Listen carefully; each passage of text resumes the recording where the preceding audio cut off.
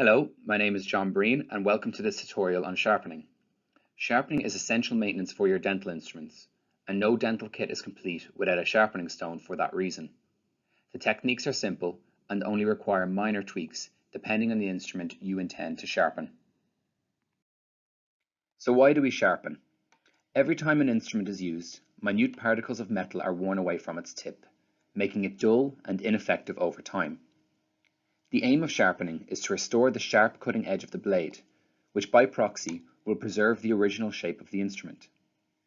Each instrument is designed a certain way for a reason, and altering this shape can impact how the instrument does its job.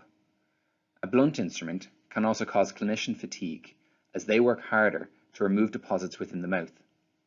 A sharp edge will cleanly slip under a deposit to lift it from the tooth, something a blunt edge is too rounded to do.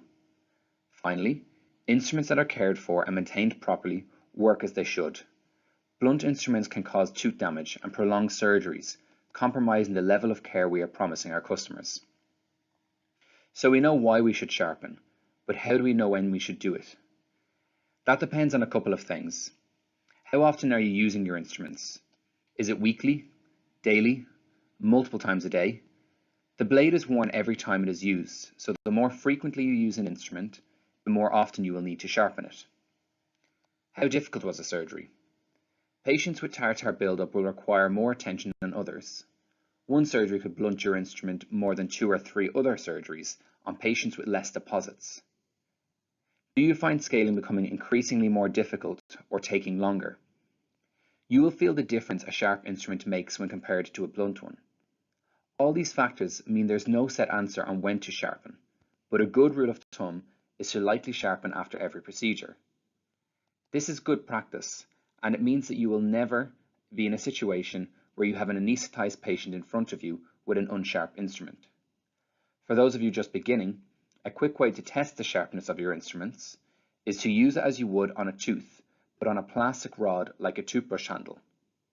You should feel the blade catch as you move it up and down. A blunt blade will effortlessly slide up and down in comparison. If maintaining your instruments is important, so is maintaining the equipment you use to do it. Sharpening is done with a specially shaped and textured stone. To keep it working well, it is good practice to wipe it down after use to remove debris.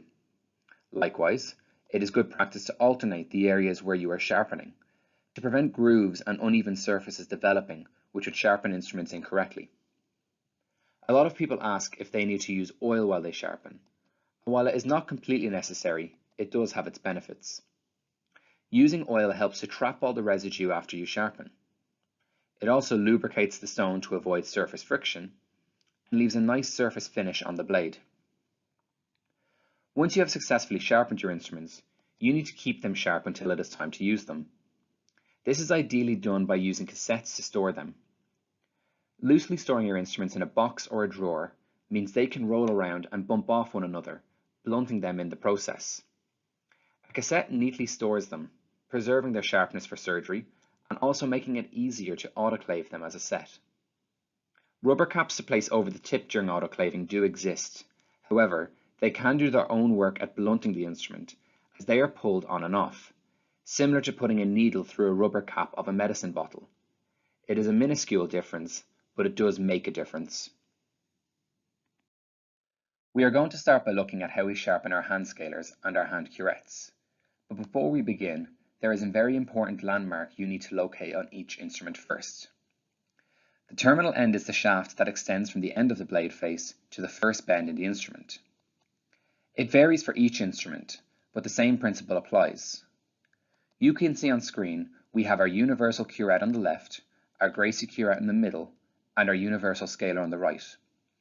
The terminal end is the shaft located between each of the arrow points. First up is the universal scaler, and this is made up of 3 90-degree angles that form a pointed triangular tip. It's used for supragingival scaling. Next we have the universal curette, which has a single 90-degree face and a curved toe tip. The rounded tip makes it an ideal instrument to scale subgingivally, without piercing the gum or causing damage. Lastly, we have our Gracie curette, which also has a rounded toe tip for subgingival scaling. The difference with this curette is that its blade faces are angled at 70 degrees, and each faces the opposite direction to the other.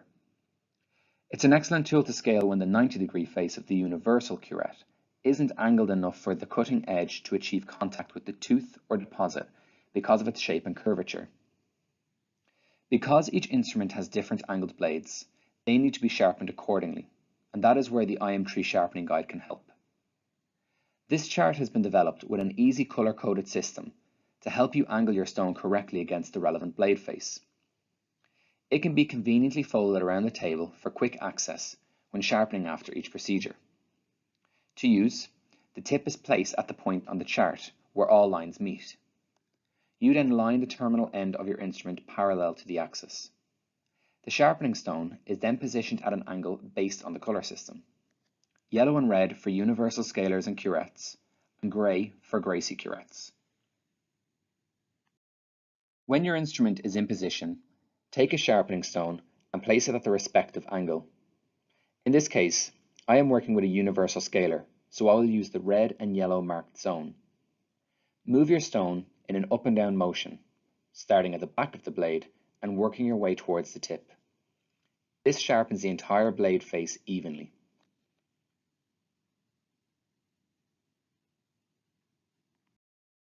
As for the universal scaler, the universal curette has a 90-degree face, so it is sharpened by using the red and yellow marked zone also.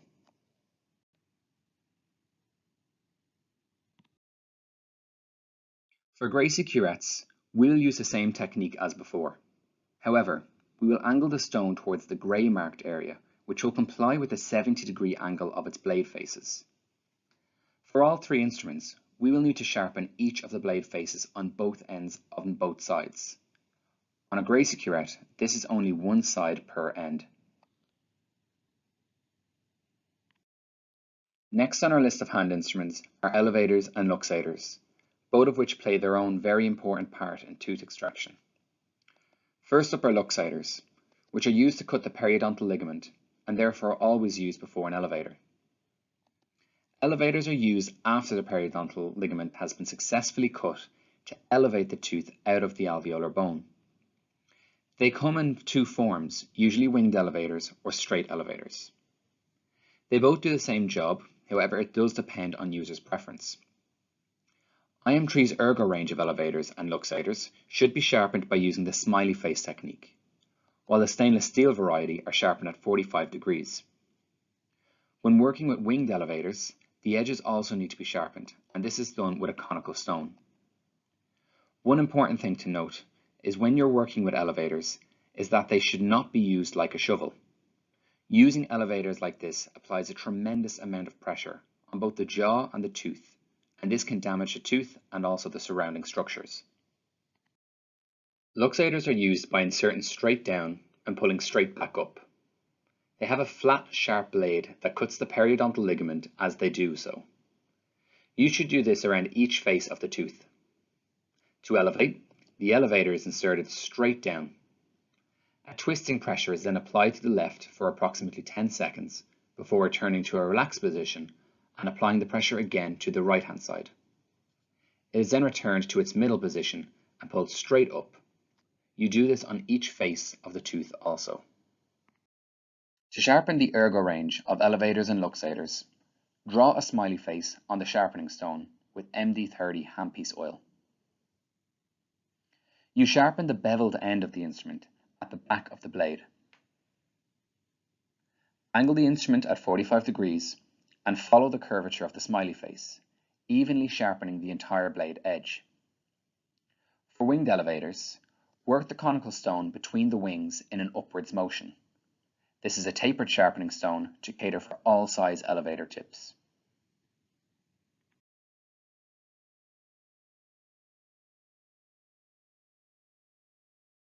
The stainless steel variety of elevators and luxators are sharpened using a stroke technique. Hold the sharpening stone vertical and angle the inside of the blade at 45 degrees. Move the sharpening stone upwards against the blade in one motion, approximately 2 to 3 strokes after each use. Finally, we have the periosteal elevator that is used to lift gingival flaps. This is sharpened using the smiley face technique, as for the ergo range. If you need any further information, don't hesitate to contact us via the details on screen or through your local iM3 representative. All ordering codes for the products mentioned can be found on our website or on our digital catalogue at www.iM3vet.eu/catalogue.